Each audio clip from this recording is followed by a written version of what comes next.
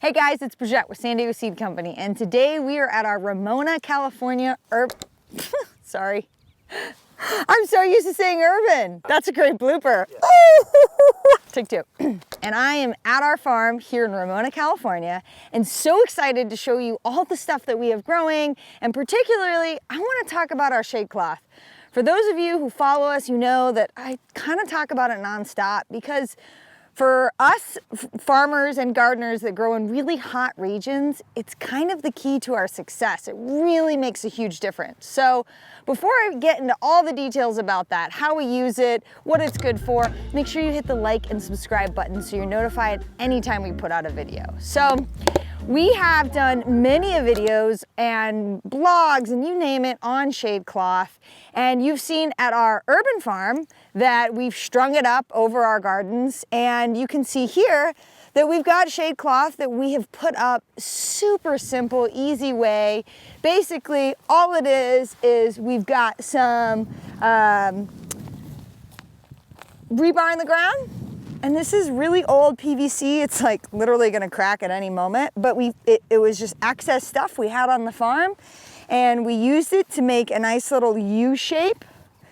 And it's what's covering our tomatoes. We have it connected very simply with, this is just some like twist ties. You can get way more inventive, or you can engineer it a lot better. The reason why we did this so simple is because it does come on and off during the season depending on wind. We get insane amounts of wind out here, and on super windy days I just take it off so that I can make sure that it doesn't rip, and or I might secure it a little bit better. But the reason why I want to show you this is people ask us all the time, well, how do you use the shade cloth?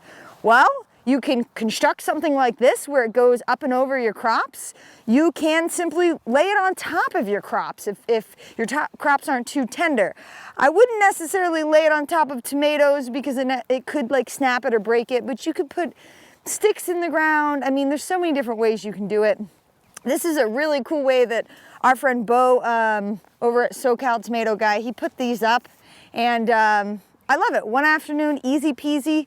The tomatoes that are underneath here are dwarf tomatoes, so they're not gonna get that big, and so this height is perfect for them. I like that I can go underneath them because I need to get in here and weed. That's really important. We have a very high weed pressure here on our farm, so I need to come under here. And honestly, the other reason why I like having this tall is because sometimes I just come in here and hang out.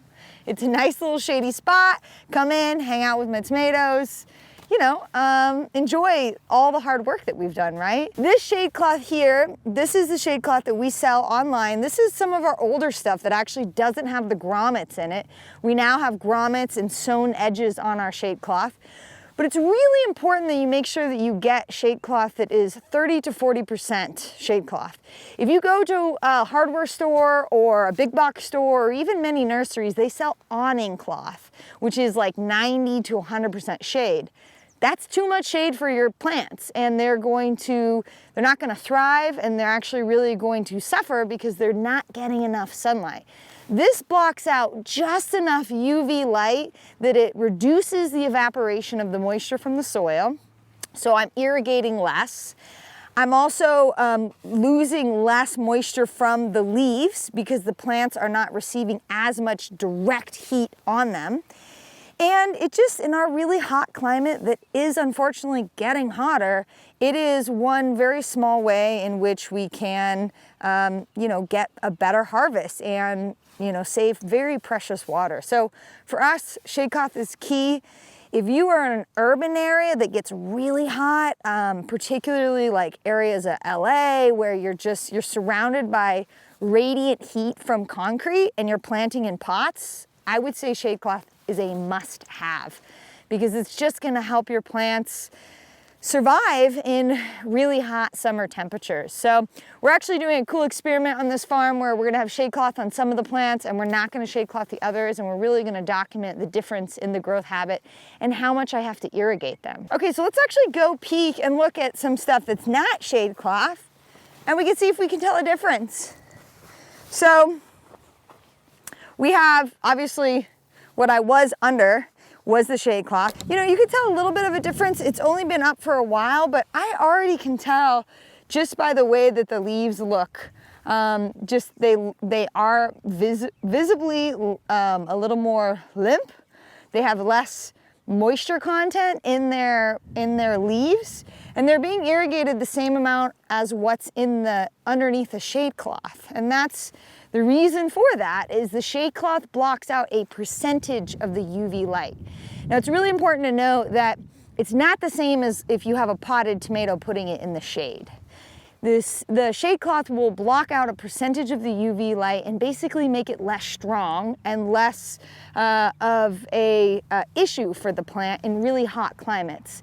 It does not reduce the hours of sunlight a plant gets. Tomatoes and all warm season crops, they want full sun all day, every day during the warm season. So that's 8 hours or more.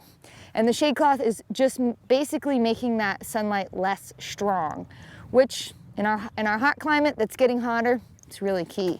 So shade cloth is something I'm really passionate about because it is actually a commercial tool that growers all over the world, particularly in hot climates, Hawaii is one of them, they use shade cloth for a lot of commercial production.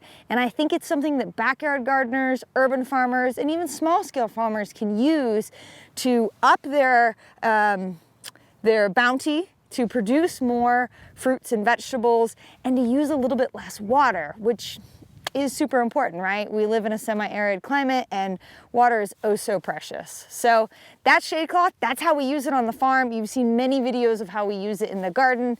And now I want to know from you guys how you have been using our shade cloth and the difference that you've seen in your garden.